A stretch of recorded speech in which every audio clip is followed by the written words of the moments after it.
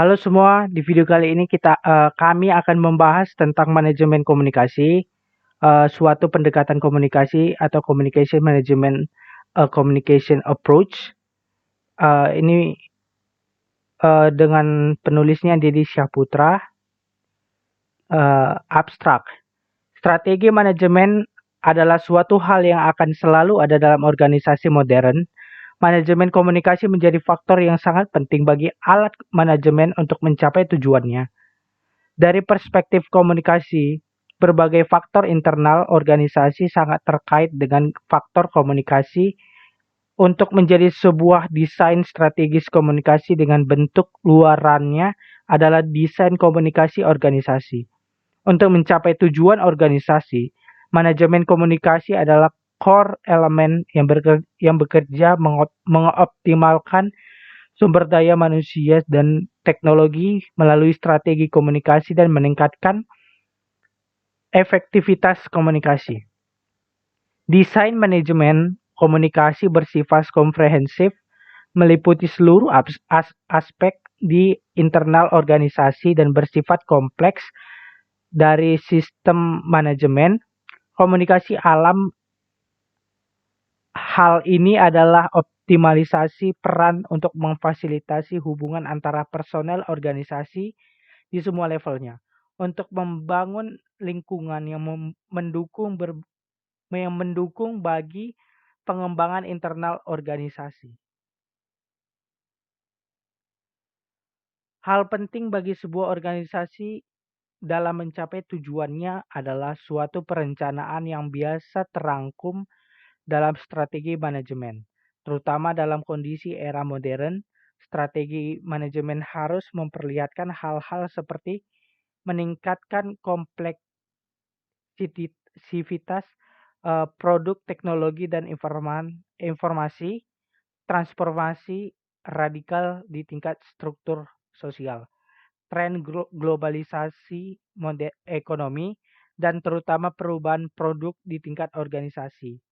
Itu berdasarkan Bukata dan Rizeksu tahun 2017. Dalam mencapai sasaran dan tujuan yang diperlukan dalam manajemen, maka diperlukan sebuah maka di maka diperlukan sebuah tujuan-tujuan manajemen, yaitu perencanaan planning, pengorganisasian, organizing, pengarahan, directing, dan pengawasan controlling. Inilah usaha-usaha yang dilakukan dalam mencapai tujuan yang diinginkan. Dikutip dari Utomo 2015. Faktor komunikasi sering dianggap sebagai suatu subsistem yang melengkapi strategi manajemen secara keseluruhan. Dengan kata lain, faktor komunikasi tidak dipandang sebagai sebuah faktor yang esensial, dipandang sebagai sebuah faktor yang esensial demi tercapainya tujuan organisasi. Rencana krisis komunikasi adalah alat penting dalam berurusan dengan krisis, bencana, atau kecelakaan.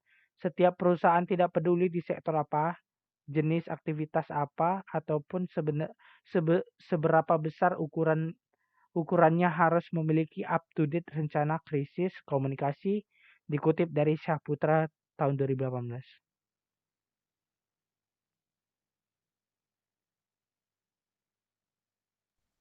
Dari perspektif komunikasi, strategi manajemen sangat bergantung pada faktor komunikasi atau pada bagaimana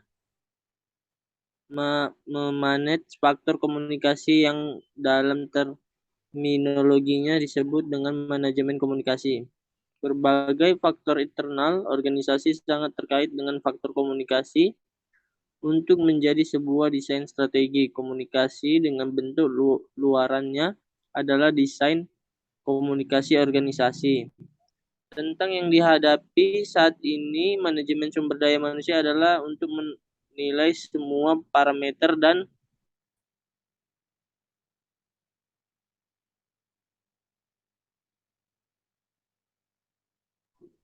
mengarahkan karyawan serta manajer ke hubungan yang saling berhubungan yang mempengaruhi pengembangan organisasi dan pribadi, serta keberhasilan yang melibatkan sumber daya perusahaan pengetahuan, informasi pribadi, dan pelatihan personil. Manajemen komunikasi perusahaan dapat dianggap sebagai kunci dari strategi manajerial karena kenyataan bahwa perannya menyiratkan pemilihan pesan yang terkait dengan tujuan perusahaan yang berbagi sudut pandang dan kemudian mengirimkannya ke pihak yang berkepentingan. Komunikator sebagai spesialis dari domain harus siap untuk menangani tindakan komunikasi yang kompleks.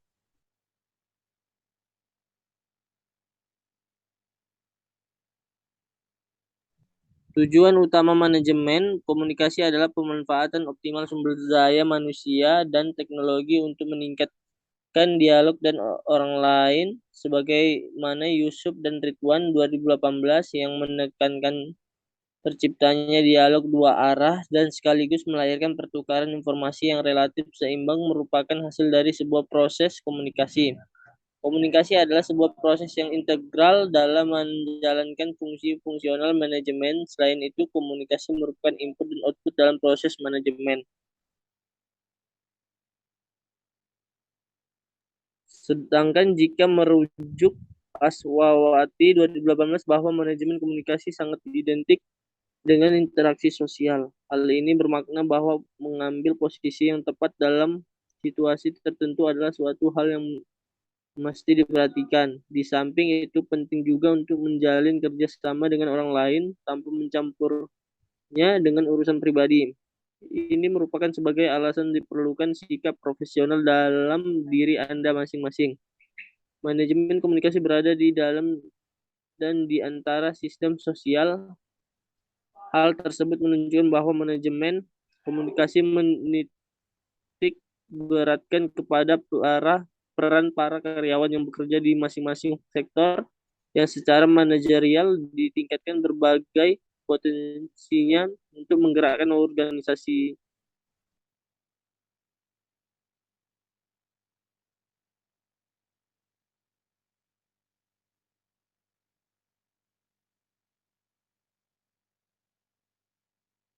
Lebih lanjut itu.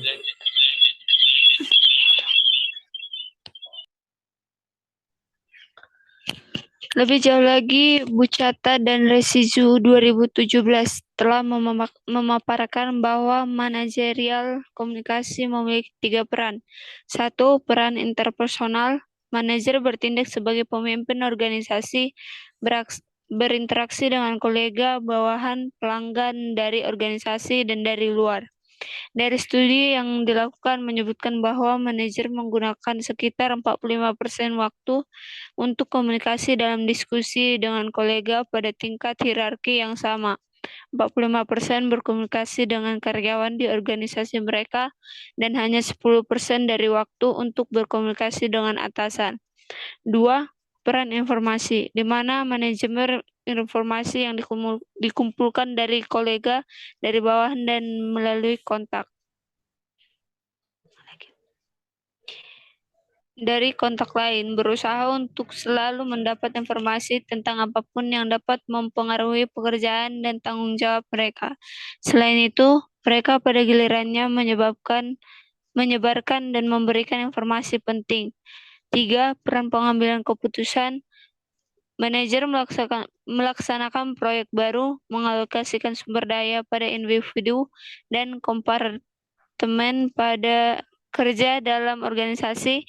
Beberapa keputusan diambil secara pribadi, tetapi berdasarkan pada informasi yang telah diungkapkan.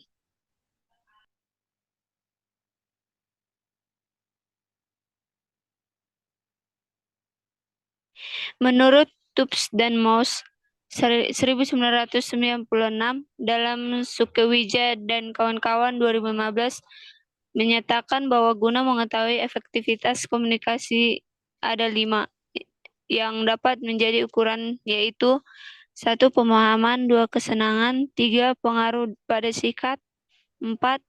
Hubungan yang makin baik, dan 5. Tindakan. Sedangkan Harjana tahun 2000 dalam Sukawijaya dan kawan-kawan 2015 melihat efektivitas komunikasi dengan membandingkan antara apa yang dimaksud atau yang seharusnya menurut sistem dengan apa yang senyatanya terjadi.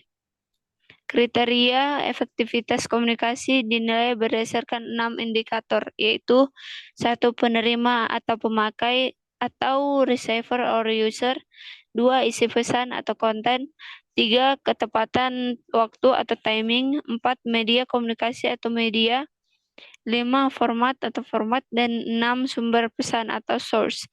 5 aktivitas manajemen terpenting untuk komunikasi perusahaan. 1. Intuisi respons audiens, memilih bahasa yang digunakan dalam organisasi. 2. Mengidentifikasi. Dan 3. Membentuk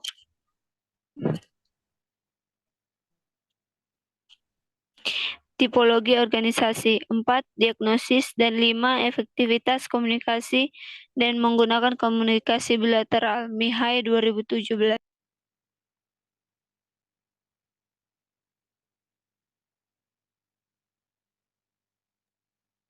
Membandingkan manajemen dalam proses komunikasi dengan konsep manajemen komunikasi yang secara komprehensif, menggagas kesatuan komunikasi dari level terendah organisasi sampai kepada top manajemen.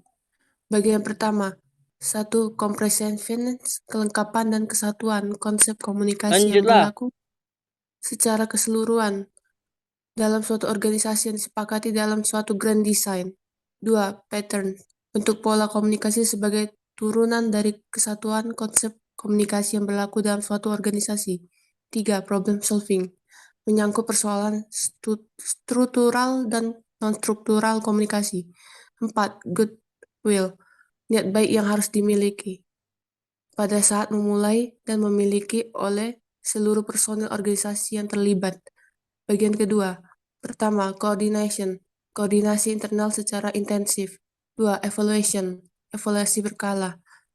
Bagian ketiga, Rag and Well, tahun 2012 dalam buku Enriquez 2017. 1. Achievement, pencapaian peningkatan self-leadership dan kegigihan setiap personel organisasi. 2. Mastery, penguasaan keterampilan, kemampuan, bijaksana, rasa ingin tahu para personel organisasi. 3. Well-being, kesejahteraan, kesehatan, keseimbangan hidup dan pekerjaan, berkasih sayang di antara para personel organisasi. Berikut gambar bagian-bagian dalam manajemen komunikasi.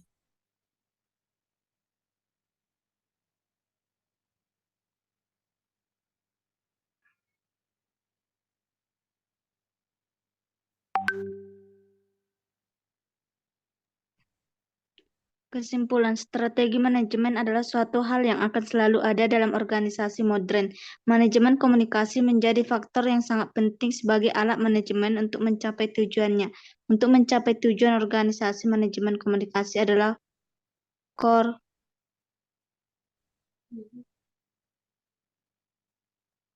elemen yang bekerja mengoptimalkan sumber daya manusia dan teknologi melalui strategi komunikasi untuk meningkatkan efektivitas komunikasi. Desain manajemen komunikasi bersifat komprehensif, meliputi seluruh aspek di internal organisasi dan bersifat kompleks dari sistem manajemen. Komunikasi dalam hal ini adalah optimalisasi peran untuk memfasilitasi hubungan antara personel organisasi di semua levelnya untuk membangun lingkungan yang mendukung bagi pengembangan internal organisasi. Oke, demikianlah presentasi dari kelompok kami. Terima kasih.